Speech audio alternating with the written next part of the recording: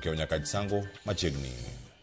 Dirruok mano mar Jodolo mano Kenya Clergy Alliance kotenle kod jakom margi mano Archbishop Dr. Raphael Kituva mano mar kanisa mano mar Good News Church of Africa okwayo winjruok mapiyo e kind josiasa ma pachoka mowacho ni osebedo ka nigi ywaruok mano makide kelo pogruok mano mar oganda.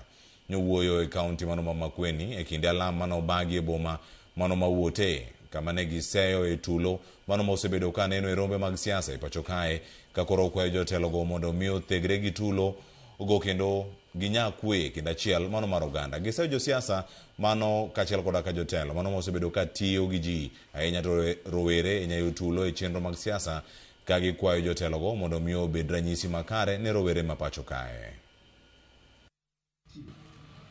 Ninakataa na tunakataa tukiwa bishops na archbishops huo mwelekeo ambao tumesikia rais mwenyewe anasema anatusi watu wale ambao amepewa kuongoza vikali sana, na hata hao wenyewe wao wanamtusi ni kama si kiongozi.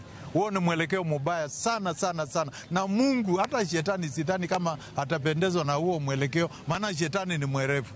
Kwa hivyo hii njia tunafuata sasa italeta vita baada ya uchaguzi, na hata kabla uchaguzi haujafika italeta vita mapema sana. Na wale watu wanaleta shida si wale viongozi wanatamka, ni wale wanasikia akitamka wanaenda kutengeneza njama za kuhujumu wale wengine kivita, kurusha mawe na mambo mengine, kuchoma nyumba na mambo kama hayo. Kwa hivyo kama kiongozi nimekataa on behalf of the Kenya Clergy Alliance, on behalf of the Good News Church of Africa, on behalf of the House of Bishops, nimekataa huo mwelekeo kabisa na tumekataa kikamilifu. Kwa hivyo huo mwelekeo uishe mara moja, ni mwelekeo mbaya sana.